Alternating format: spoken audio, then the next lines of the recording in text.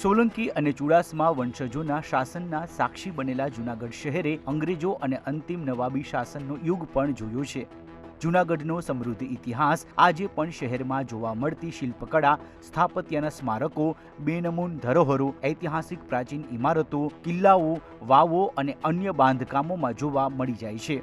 સોલંકી અને ચુડાસમા વંશથી લઈને અંગ્રેજો અને અંતિમ શાસક એટલે કે નવાબ સુધીના સમયમાં બનેલા અને આજે પણ જેનું ઐતિહાસિક, સાંસ્કૃતિક અને પ્રાચીન મહત્વ છે તેવા અતુલ્ય વારસાના અનેક સ્થાપત્યો આજે જૂનાગઢમાં જ્યાં નજર કરો ત્યાં જોવા મળી જાય છે।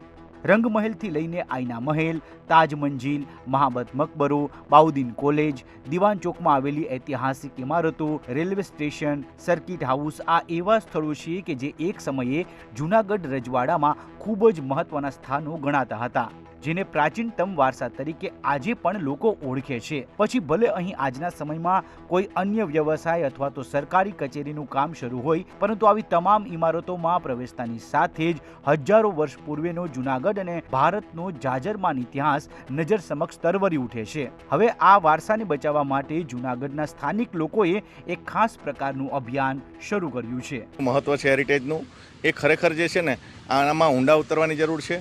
આપણા માનનીય વડાપ્રધાન શ્રી પ્રવાસનને વેગ આપી રહ્યા છે, એ જ રીતે હેરિટેજને પણ વેગ આપી રહ્યા છે। પણ દુઃખ સાથે કહેવું પડે કે જૂનાગઢના નેતાઓ અને જૂનાગઢના અધિકારીઓ કે જેને અહીંયા જૂનાગઢ નામ પ્રમાણે જ કંઈ કામ નથી કરવું, માત્ર ને માત્ર જે ચાલે છે ચાલવા દો એ દિશામાં રાખ્યું છે। આજે તમને કહું, એટલા બધા હેરિટેજ બિલ્ડિંગો સર્કલ ચોકમાં છે, અહીંયા સરદારબાગમાં છે, અહીંયા કોર્ટનું બિલ્ડિંગ હેરિટેજ બિલ્ડિંગ છે, એવા ઘણા બધા બિલ્ડિંગો હેરિટેજ બિલ્ડિંગ છે। ઘણી બધી વાવ કે જે તમે રાજાશાહી વખતમાં બનેલી છે, ખેંગારના વખતમાં બનેલી વાવો જે છે એની પણ જાળવણી નથી। એ રીતે ખાસ કહીને કરી શકીએ તો આપણા જે ખાપડા ખોડિયાના ભોંયરા કે જે કંઈ ગુફાઓ કે વગેરે છે એની પણ જાળવણીમાં બિલકુલ અત્યારે જે છે પુરાતત્વ ખાતું બિલકુલ નિષ્ફળ રહ્યું છે। અત્યારે ખાપરા ખોડિયાની ગુફા હોય કે બૌદ્ધ ગુફા હોય કે જ્યાં હોય ત્યાં માત્ર ને માત્ર અસામાજિક તત્વોનો અડ્ડો બની ગયો છે, ત્યાં સુધી લોકો જઈ શકે એવી સ્થિતિ નથી। અને હા, સાથે એટલું પણ કહી શકાય કે મ્યુનિસિપલ કોર્પોરેશન કે જેની જવાબદારી છે એને ઇન્ફ્રાસ્ટ્રક્ચર આપવાની, ત્યાં સુધી જવાના રસ્તા કરવાની, એ રસ્તા માટે પણ મ્યુનિસિપલ કોર્પોરેશન ક્યારેય ચિંતિત નથી થયું। કરોડો રૂપિયા રાજ્ય સરકારે આપ્યા અને ઉપરકોટનું ડેવલપમેન્ટ થયું, પણ આજે ઉપરકોટ જવા માટેનો એક સારો રસ્તો શહેરી વિકાસ મંત્રાલય બતાવે તો અમે ઇનામ આપી દઈએ એવી સ્થિતિ જૂનાગઢની છે। એટલે ખૂબ દુઃખ સાથે કહેવું પડે કે ફોટા પડાવવામાં વ્યસ્ત નેતાઓએ આ બાબતમાં ક્યારેય ચિંતા નથી કરી। અને એટલું બીજું પણ સાથે કહી શકાય કે પ્રજાએ પણ આ માટે જાગૃતિ નથી કરી। ભોયરાઓ છે કે જેને નરેન્દ્રભાઈ જ્યારે સીએમ હતા ત્યારે જાપાનની ટીમ આવવાની હતી, એટલે જે આ બુદ્ધ લોકોના જે ભોયરા હતા એ બધાને આખા ગુજરાતમાં રિનોવેટ કરવામાં આવ્યા, પરંતુ આજે એની દશા જુઓ તો દયાજનક દશા થઈ ગઈ છે। હેરિટેજ માટે હું એમ કહું છું કે એની ઓળખ યુવા પેઢીને આપવામાંની જરૂર એટલે છે કે તમે મનોરંજન ગેસ્ટ હાઉસમાં જોજો તો એના ડાઇનિંગ હોલની આખી દિવાલ ઉપર એક એવું પોસ્ટર હતું કે મનીષભાઈ એ પોસ્ટરના આખું જંગલનું પોસ્ટર હતું, એમાં તમે કોઈ પણ કોર્નર ઉપર ઊભા રહ્યો તો એમાં જતો રસ્તો તમારી સામેથી જ અંદર જતો હોય એ ટાઈપનું એ આખું પોસ્ટર હતું। પણ એ પોસ્ટરની નવી પેઢીને ઓળખ ન આપી, એના કારણે એ પોસ્ટરનો નાશ થયો અને એની જગ્યાએ અત્યારે બીજું પોસ્ટર આવી ગયું।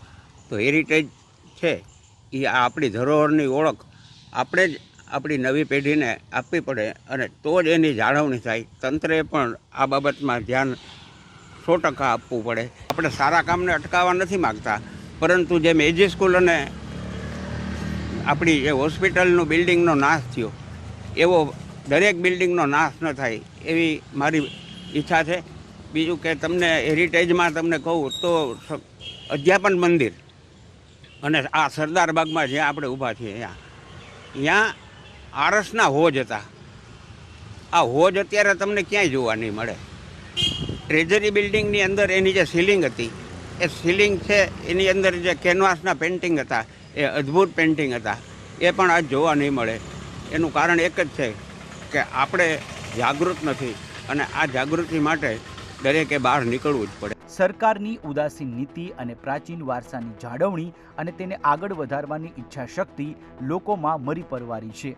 જેના કારણે જૂનાગઢની સાથે સમગ્ર ભારતના ઇતિહાસને એક એક પથ્થરોમાં સમેટીને ઉભેલો 100 વર્ષ પૂર્વેનો વારસો આજે ખૂબ જ જર્જરિત અને જીર્ણ બની ગયું છે। 100 વર્ષ કરતાં પણ પહેલાં બનેલી અને જેનું ઐતિહાસિક મૂલ્ય હજારો વર્ષ પૂર્વેનું છે, આવી તમામ ઇમારતોને ફરીથી નવપલ્લવિત કરવામાં આવે તેવી માંગ જૂનાગઢના સ્થાનિક લોકો કરી રહ્યા છે। એકચ્યુઅલી છે ને જૂનાગઢનો વારસો તો જાળવવો જ જોઈએ। જૂનાગઢ ગુજરાત લેવલનું સૌથી સારામાં સારું હેરિટેજ સિટી છે। જે પણ બિલ્ડિંગો છે એને રાધર દેન ડિમોલિશ કર્યા વગર એને મેન્ટેન કરવી જોઈએ, એક સારી એજન્સીને સોંપી દેવી જોઈએ, જેથી કરીને જૂનાગઢનો સાંસ્કૃતિક વારસો જળવાય, લોકો પણ જૂનાગઢથી વધારે માહિતગાર થાય અને વધારે ટુરિસ્ટ પ્લેસ તરીકે જૂનાગઢ એક્સપાન્ડ થાય। સિવિલ હોસ્પિટલ છે, દરબાર હોલ મ્યુઝિયમ છે, સર્કલ ચોકમાં અનેક બિલ્ડિંગો છે, પરવીન બાબીનું ઘર છે, બધું અત્યારે પડી ગયેલું છે, જે ખરેખર યાદો સાથે સચવાવું જોઈએ, એના ફોટો સચવાવા જોઈએ, એનું પણ મ્યુઝિયમ બનવું જોઈએ। અત્યારે ટાઉન હોલ પાડવાની વાત ચાલે, ટાઉન હોલ આપણું જોવો છે જ હેરિટેજ બિલ્ડિંગની યાદીમાં આવે છે, તો એ બી બધું બચાવી અને જૂનાગઢનો સાંસ્કૃતિક વારસો અને હેરિટેજ વારસો જળવાવો જોઈએ। બચાવવા માટે આપણે શું કરીએ છીએ?